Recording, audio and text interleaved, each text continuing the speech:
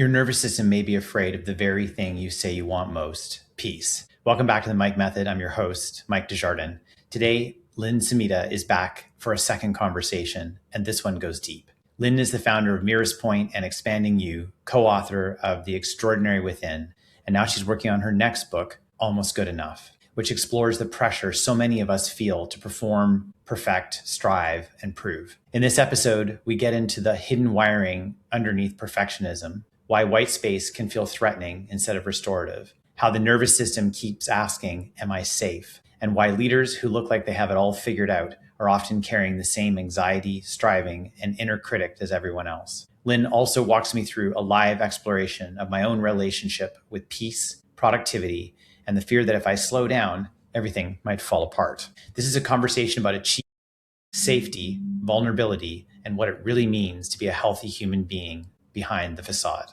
Let's dive in. Lynn, I want to thank you again for being back on the podcast. I'm very excited about this second conversation. Well, the funny thing is, after we finished the first one and we were chatting to catch up, both of us started talking about, we really started doing the second podcast in just like a one-on-one conversation.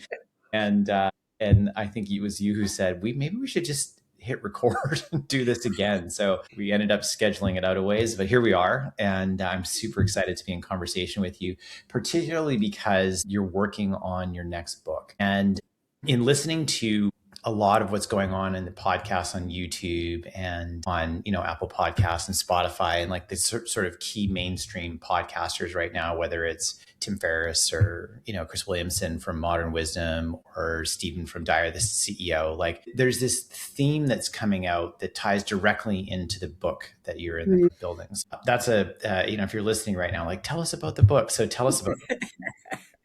Well, then it's so interesting. You mentioned a previous book that I co-authored, and that title was The Extraordinary Within. Yeah.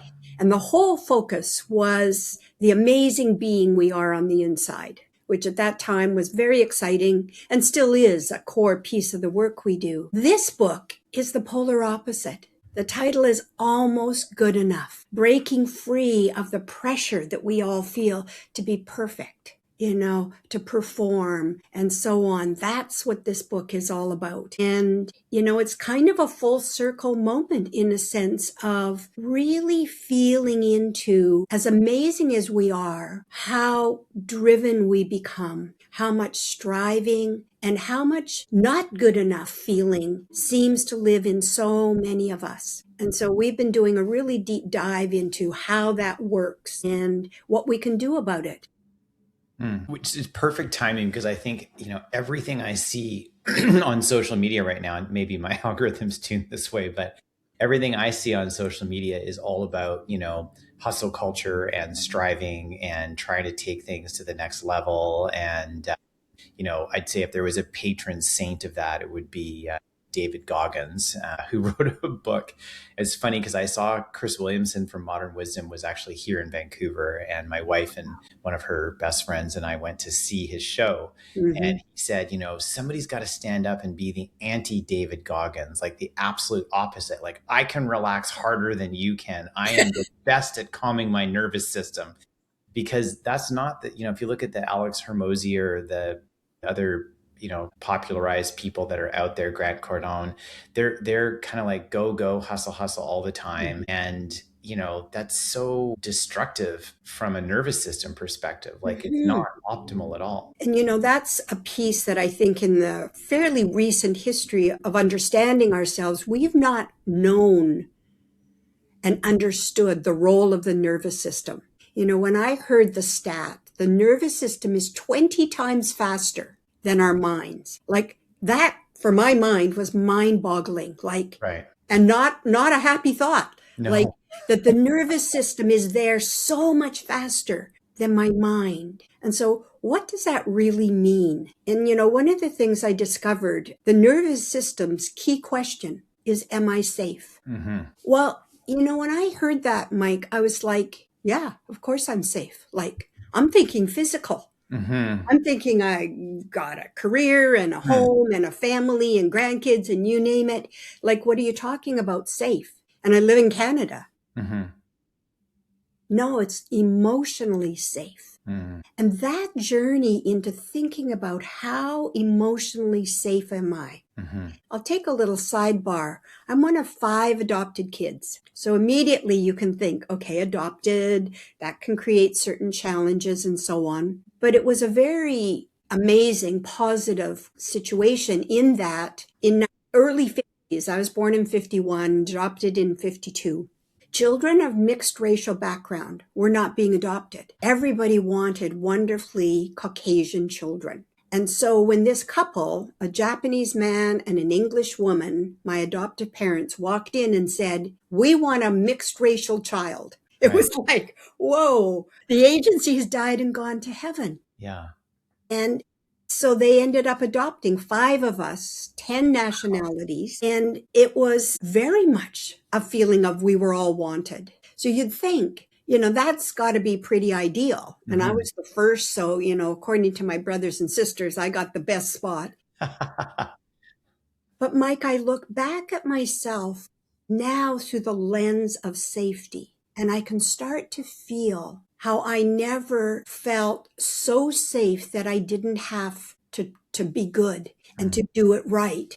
And all that efforting that creates just what you were saying, that go-go stress kind of response. So, the whole journey of starting to really feel what's going on inside. I've started to say, we're strangers to ourselves. We don't know that interior person. And that interior person has a much bigger role in what's going on than we think. Mm-hmm. So it's been so fascinating to start to learn tools. And there's lots of tools these days to support the nervous system. But at the end of the day, the thing that seems to sabotage it, if you like, is that inner voice. Mm-hmm. My voice that says, yeah, but Lynn, did you do your best? Yes, but could you have done more? Or all of the critiquing, that just ongoing inner critic that has something to say about almost everything. Yeah. And that keeps the nervous system in protection.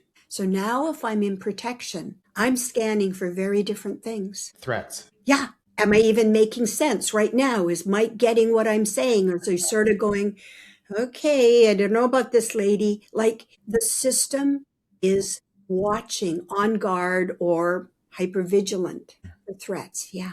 I think the thing that comes up for me is when I think about my own nervous system is this challenge of I know as a leader that my very best ideas and for like creative like ideas, whether it's brainstorming, mindstorming, visionary stuff, whatever it is, new ways of approaching our work, they come when I've got quiet space. Like I've just got time and I'm sort of disconnected and actually can kind of sit back and think. The other thing that happens is that, in the myriad meetings that I have every week, sometimes it's 7 to 9 meetings in a day. Like I don't really have, if I don't make white space, I don't have time to just kind of sit back and try to make meaning out of all of it, right? Because there's some of it's all connected. Yeah. And if I don't have time, then it's like, well, I never get a time to actually reflect and process. And yet when I do plan that time in, like this week's pretty good for that. When I have the white space to just be able to sit back and reflect, I run into this like cognitive dissonance kicks in. So the cognitive dissonance for me looks like this. It's like, well, you wanted white space and here it is. The flip side of it is I'm feeling super unproductive because I'm not doing a thing right now that's driving me towards my personal or business goals. No matter how tired I am, no matter what my reality is, or whether or not I've chosen this white space, particularly so I can have the time to do the things I just said, I end up criticizing, like that inner voice is criticizing, like, you should be doing this, you should be doing this, you should be calling this, you should be asking clients out for lunch, you should be, working on the next podcast episode scheduling thing, you should be an on and on, right? There's a never ending to-do list of things. And then if there's nothing on the list, then I just invent stuff that I should be doing that I hadn't even thought about before. Whoa, what if I tried to do this, right? And I think that's one of the things I find challenging. So, Mike, that's actually so beautifully articulated of what I call the cross wiring. Okay. The very thing you know is good for you, that white space, that time, that reflection, that integration time is what your system resists. Mm-hmm.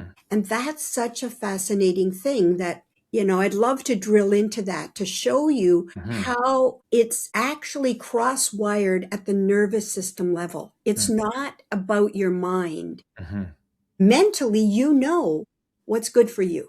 And we could be talking about anything, couldn't we? Like from For sure. eating healthy Right. to exercise. Procrastination to like, Exactly. yeah. So we know what's good for us. Why don't we do the things that will actually be good for us? Or even do the thing that's good for me. So like put the white space out there Mhm. and then feel guilty That's about right. having the white space because I feel unproductive during that space. I might be even Right. doing the right thing behaviorally, but feeling cognitive dissonance and not feeling okay in that moment. Like I should be striving for something instead of just sitting around. Yeah. So if we look at all behaviors purposeful, so we know whatever your mind is thinking it should be doing, it Right. has a purpose. Okay. So keeping busy absolutely serves. And what does it give you? I mean, all that busyness, what does it give you, Mike? It feels productive. Like Yeah. it feels like I'm doing things that are driving me towards what I want. But as I said to you before we hit record, the challenge is that sometimes I'm really tired during those spaces. And then I'm doing the thing that's driving me towards what I want and I'm not enjoying the journey. Mm, And then I get the thing I want and then I'm not even celebrating that because I've already got another goal that's past that one. So it's right. like endless loop. That's right. So you see the gain. It helps me feel productive, Yeah. successful. I'm Yeah. on target. And All those when you get all of that, what does that give you? that I my suspicion is it will help calm my nervous system, but the reality is that it does. I love that you just laughed when I said that. Sorry. It was a very no, it was an authentic response. I love it. My thought is, oh, like I'll feel calmer when I do all these things, but I don't because all it does is it's like revving up my nervous system even more. That's right. And that's the clue. The mind does not understand the nervous system Okay. in that way, which is why I laugh, because the Yeah. mind, some people might say the ego, Yeah. whatever you want, but that part of us that wants to achieve and so on is driving towards fulfillment, feeling good about ourselves, achieving, and so on. All of that. It's completely disconnected to the nervous system. No idea. Hmm. Like talking another language. And you're very aware of the downside. You're tired, it's pushing you, it spoils the joy, it robs you of all the satisfaction, even when you get to the goal, and so on. So we know the negative side of those strategies. Okay. What's usually in our blind spot is the other side of this kind of two-part system. Because what you want is what? If I said, oh, you're doing all this pushing and striving and efforting, what is it you really, really want? The security that comes from the outcomes, And if you had that security, what would that give you? peace. And then if you had that peace, what would be different for you? What would be better, wonder? I think that I'd enjoy the journey itself, Right, exactly. which unfortunately, like I see how that's a loop. Hmm. Yeah. Hmm. But let's just take that peace. People would articulate it different ways. Some might say I'd relax, Hmm. and so on. So now I want to ask you the crazy question. What is your system afraid of if you get too peaceful? That I'll slide backwards. Like I won't actually continue to achieve and I'll either stall out or I'll go backwards. That's right. Yeah. And if that starts to happen, what does your system think's going to go next? Everything will fall apart. Yeah. And so deep at the nervous system level is the fear everything's going to fall apart. Yes. That's right. That gets coded into our system based on very early patterning, early experiences that the system wasn't prepared to handle. It could have been a small thing where things didn't go well or fell apart. But for a little person, the Hmm. small thing is a big thing, which we know. Inside, then, if that's what the system is worried about, unless we find a way to clear that, the system will not come out of protection. It's going to view peace as dangerous. Right. Yeah. And so that's why I say it's cross wired. You want peace, you understand it, you know what behaviors help you have Mm-hmm. more of it, access that creative wonderfulness, and so on. And yet, it's hard to go there. Isn't that crazy? The adult you, Mm-hmm. who has all that you have in Mm-hmm. your world, Mm-hmm. that your nervous system is afraid of peace? So how do I move forward from from that place to a place of not having that cross wiring? So, what I would typically do with someone is say, what do you think, if we look back in time, what do you think happened that gave you that fear of peace? Because let me check. If Yeah. you were to think back to a 2-year old, the 2-year old you, what do you imagine you were like? I've got an answer, but I want to see how close it is. It's an interesting, I don't have it. Interestingly, I don't, sorry, you're saying what would I imagine I was like at two? Yeah, yeah, Yeah. I know that I was very aware of my surroundings, like hyper vigilant around changes in my surroundings, and anything that moved, physically moved in the surroundings was not okay. And I would point to it and like get angry about it. I know that just from hearing about that. So interesting. So, already, whatever age you're referring to, pre-verbal. Yeah. your little system Yeah. was already looking for stability. Yes. That's right. And for you at that stage, it was things staying put, Yes. having some sense of order. Yeah. Yeah, some sense. So already we know the system is in protection. What I was imagining is a very bright, creative, active boy. That was a little later than that time frame, but that's where I ended up being. Yeah, I had the chemistry kit, I had the thousands and thousands of Legos, I had the electronics kit, I had all of the tools and things around me to build and create things, and I spent a lot of time doing that. Right. Yeah. You know, Gabor Mate is a brilliant man. I really love his work, and we've had contact, um, and he talks about his story Mhm. of bonding and so on, how we get that very core safety sense of connection, and when we don't, how often then we figure out the strategies. I mean, it's survival, we have to figure them out to self-entertain Mhm. and do all the things. But the real key that you've given me is very early, your system wasn't relaxed. Mhm. Yeah. And yet, if you were to think of your daughter, Mhm. what was she like in those very, very early years? She was hilarious. I mean, she was funny and joyful and precocious, Yeah. very active, creative. Yeah. And not a care in the world. Oh no. Yeah. So true. Yeah. She's not trying to keep things stable, Yeah. safe, Yeah. predictable. Yes. She's like trying whatever comes into that brilliant little brain of Yeah. hers. Yeah. It's true. There's a contrast in two different nervous systems. Hmm. And so to shift that, then we'd go and look at what was missing for you in terms of that stability and so on and so forth, and do the work to really ground your nervous system in the safety. Because we know parents do the best they can, but what we also know, it doesn't mean we got what we needed. It just doesn't. Hmm. With the best will in the world, most people do not get that underpinning of safety, connection, and enough of it to feel can relax. It's really okay. So that would take us into more a little bit of in-depth work, but it's remarkable the nervous system, because it's so fast, when we start to support it. And I use the computer metaphor, it's like on your mental emotional desktop is be safe, be organized, do all these things that keep you in that doing mode. When we close those files so they're not right in your face, the system can shift. And it is remarkable how it, in fact, I mean, it goes all the way to the cellular level, Mike. Literally, things at the blood level, blood markers change, all sorts of things when the system feels safe. And how do you, as you, I use an analogy of closing the files, how do you close the files?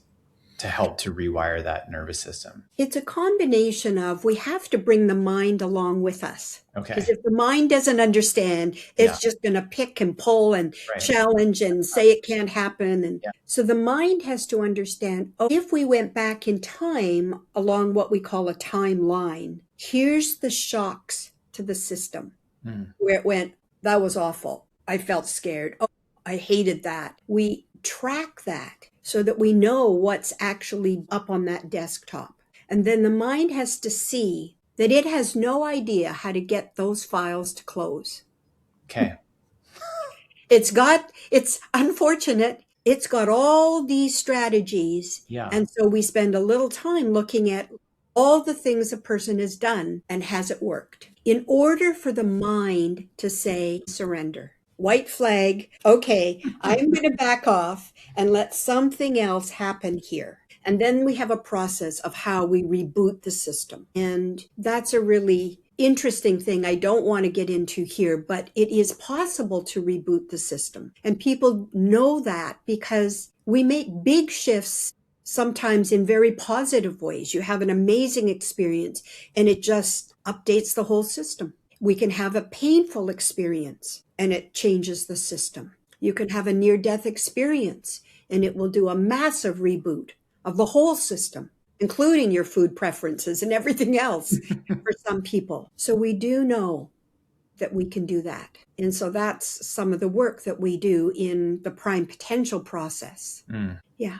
So that we can go in and reset that and then watch how it works. Because I had a client and she came for a peculiar problem. She just was up 4 and 5 times a night to pee, and it was awful and wrecked her sleep and so on. And so anyway, took a look at that and so on, looked at how her system was always on hypervigilance Mm-hmm. and it never even rested when she rested. And so we were able to reboot her system in a way it just stopped, like shockingly. So absolutely effortlessly when the system got the message, we're safe. But the other part of the answer is really looking at that mental voice, and starting to understand it, that, the voice that keeps critiquing, pushing, and so on. That's one of the things in the workshop that we're doing on this idea of almost good enough, is to look at that voice and start to understand how it's trying to help, but not really getting us where we want to go, and how to begin to work with it and befriend it, if you like, transform the relationship. I don't believe that inner voice will ever go away, but I think it can become much kinder, much more supportive, and quite a bit quieter. Michael Singer's talked a lot about in his books. Yeah. I've spoken a lot about that inner voice and how it's not us and it is separate from us. And as soon as we start treating it that way, we can then start to disassociate that those thoughts are not, we don't have to own those thoughts. We don't have to be controlled by those thoughts. Mm-hmm. One of the things I've been working on recently is spending just 20 minutes writing down what I consider past traumatic events. And I didn't go back. I did career events, but it's interesting. This conversation is leading me to understand that I need to go back quite a bit further to write down the events that happened in childhood and, teens into my early adulthood, to capture those and just write about them. And it's interesting, the act of just simply free form writing. No one's going to read it. Mm-hmm. The purpose is not perfect, but just writing anything that's coming up and to a timer. So I've only got 20 minutes and I don't even know what the timer is. Write and then 20 minutes and I stop. And I found that to be quite helpful recently, to let go of some past loops that I was still stuck in my mind and would come up for no particular, like out of the blue, they would just pop up. Found that helpful lately. Well, and I love that you're doing that and you're creating safety for your system to process. And now, from today's conversation, you can get a feeling of the little you did not feel that safe. He was needing to control his environment as best he could, rather than just play in it and love it. And one of the interesting things I didn't know, Terry Real is a fabulous, brilliant man who's done a lot of work with men in particular, although he does a lot of couples work. he said the research says that boys under the age of 6 are more sensitive than girls. Wow. Wow. Our world does not operate with that perspective. Mm-mm. We are not raising boys typically Mm-hmm. with that perspective. We're raising girls with that perspective for sure, I think. Like just So much more. So, what did boys learn instead of being allowed to be in touch with the sensitive, the Mhm. anxious, the nervous kinds of things? They learned. What Suck it did up. you learn? Yeah. Yeah.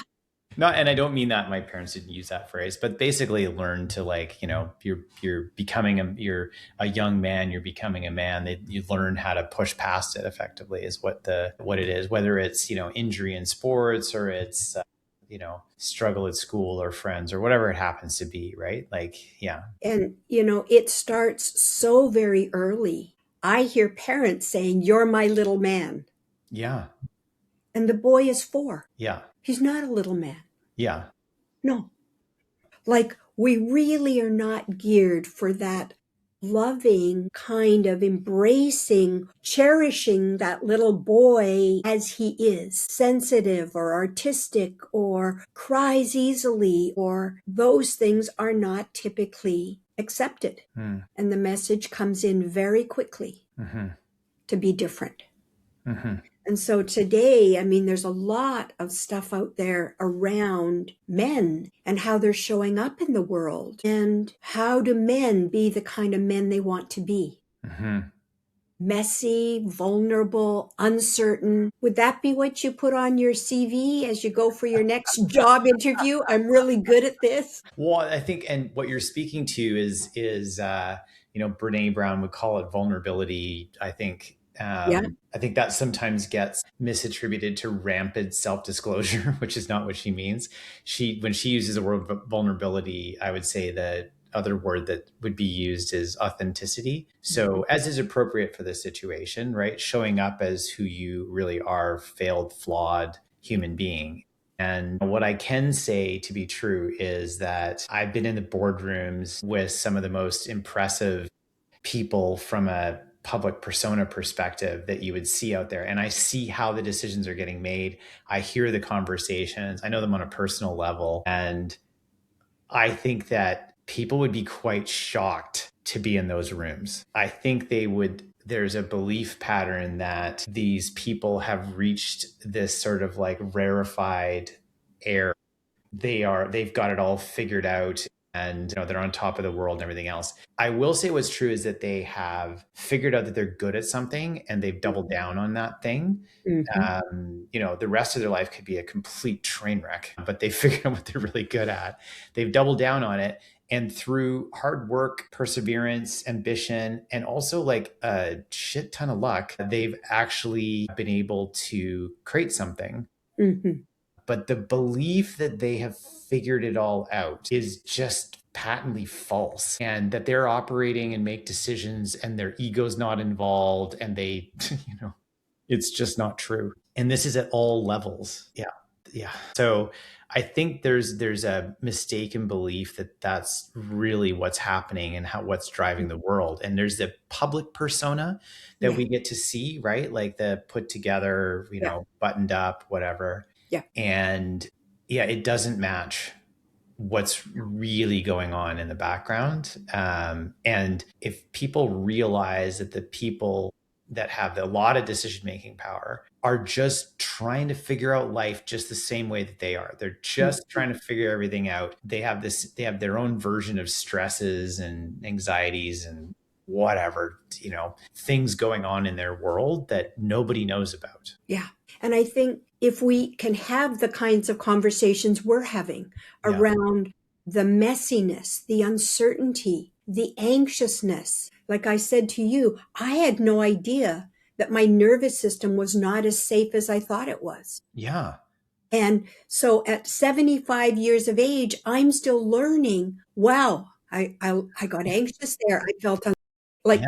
so quickly, this is the conversation because we need to paint a very different picture Mm-hmm. of what healthy human is, Mm-hmm. what wonderful, successful human is, and not the facade, as you're saying, because if we perpetuate that, then everybody else following behind is picking up the same belief you just named. Well, in terms of the facade too, like before we hit record, you said to me, "Hey, can we actually do like a live conversation?" And you said maybe about procrastination. Could you play the role of a person Mm-hmm. who procrastinates? And my response to you was like, "I'll. Why don't we talk about something I actually struggle with, right? Which is this That's right. perfectionism and constant striving and can't relax into white space and nervous system always being switched on." And for me, I thought, I don't want to be doing a podcast where I'm projecting an image that's unrealistic and Mm-hmm. shows like a lack of fallacy and that I've got it all figured out. No, I'm a work in progress and, I'm a human being. So that's why we did this, right? That's why we went down this path because I wanted to show up That's right. authentically and be like, yeah, I don't know, this is the thing I'm working on right now. Yeah. A while ago was something else. This is the current thing. And I see the impact it has on my life. And I've got this daughter, right, who I love dearly. And I want to make sure that the lessons that I'm figuring out now, I can pass those on. But to do that, I have to figure this stuff out for myself.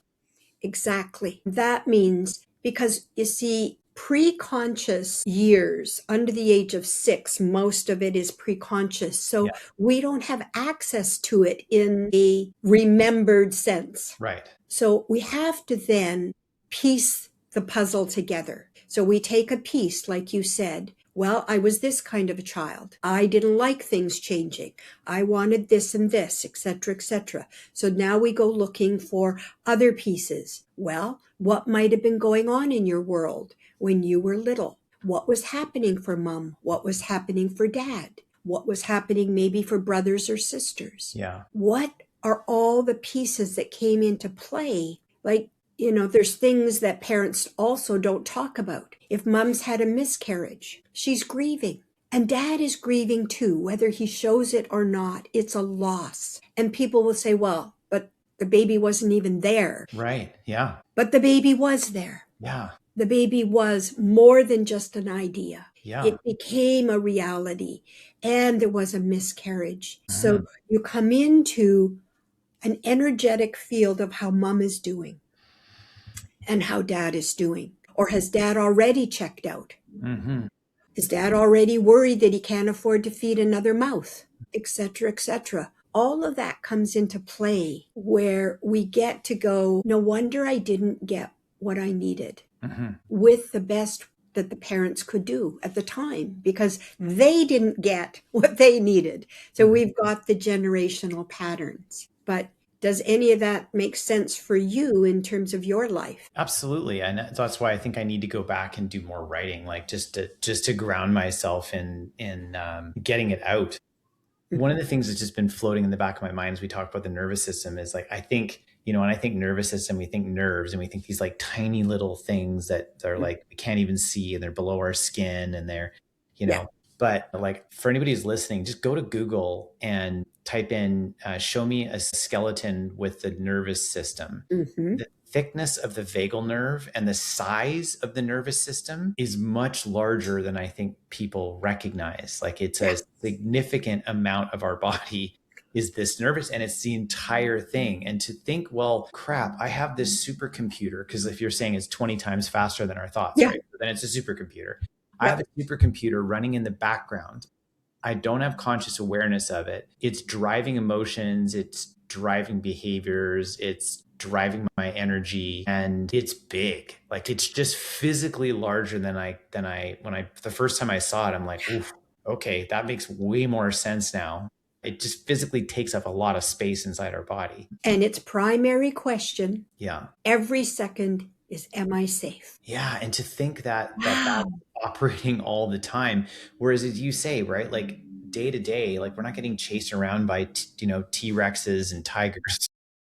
Exactly. Yeah, we're not. I know there's wars going on around the world and genocide. There's all these awful things, but for most of humanity at this stage right now, we are living in the very safest possible environment, the healthiest, the safest, the most prosperous time to be alive Mm. relative to every other time in history. If we went back in time, you would not want to stay there long for all Yeah. the reasons. And yet, why is it that our nervous systems have not caught up or don't Mhm. believe that reality to be true? Yeah. Yeah. And so that takes us into almost full circle to what you're Yeah. saying. We have to uncross some of this wiring so that we do the things that nurture us Right. and give us that freedom inside to be creative, the safety inside to be bold, to be courageous. I was reading a book, Cherished Belonging. It's a beautiful book. And he says, how is it possible we hear a news report of a shooting at a school? And then they would say, and we're not sure if a mental health issue was a factor. Right. No one mentally healthy. Would do such a thing. Yeah. It's fair, right? So, and then I go to the other side, which is when we're mentally and emotionally healthy, we're generous, we're kind, we're patient, we're creative. That's the definition. If When I, we're mentally healthy, we yeah. show up like that. And when we see kids who aren't generous and kind, they're already deeply struggling. I feel like if I was to summarize that, I would say we'd operate from a place of love and abundance. Yeah, exactly. I just like to break it out into more words because the word love is so misused and overused and so on. It's like, tell me what I'd be like. I'd be showing up with these behaviors. But also, we'd be owning the messiness, the indecisiveness, the uncertainty, the God, I feel like I just put my foot in it. We'd be owning the whole human system. So that's the world I would love to see more of, where we could share those things and then feel so much more connected because you're not perfect and I'm not perfect and we can go have a good time.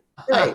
It's that kind of, but if I put my facade on, you're going to quickly know you better get yours on real quick. Yeah, which is not a great place to operate from in relationship. So, Lynn, if people are listening to this right now and they're like, oh, this is hitting them at their core, this is kind of like not Mm. punching them in their soul, but it's definitely, it's definitely stirring something within them. How can they work with you? Like, how can they actually do the work with you to help to move through this? Or what are the options that they have to work with you? Yeah, so there's two different places. Expandingyou.com Yeah. is the company that's doing the book that we're putting out, the Almost Good Enough, and workshops and so on. Yeah. My first company, Mirrors Point, is also on the website, and you can find me through that or through expandingyou.com. And we do have a workshop coming up. It's going to be over in Nanaimo, just Okay. outside of the center of the city, in a retreat center called Bethlehem. Mm. Gorgeous retreat center right on a river and beautiful property. And that's going to happen July 25th. If people are interested, we've heard a lot of people say, please do an in-person, do more in-person, to offset all the online kind of thing. So if they go to expandingyou.com, go to the bottom of the homepage, there's workshops, click there. They can find that one that'll happen July 20th. Okay, well, you know what we'll do? We'll drop the links in the show notes to Mirrors Point, to Expanding You, and we'll drop the link directly to the July 25th workshop. So if you're seeing this on YouTube or listening to this on Spotify, Apple, or Google Podcasts, just look in the show notes and the links will be there for you to click through. And Lynn, thank you so much again for being here and sharing your wisdom and your heart and your experience with our listeners. Well, thank you, Mike, and thank you for your courageousness to share you, because I think that's what's going to resonate for people is, wow, yeah, when I listened to Mike and he went back in time, those pieces are so inspiring and bring us to our hearts. So thank you. I loved it.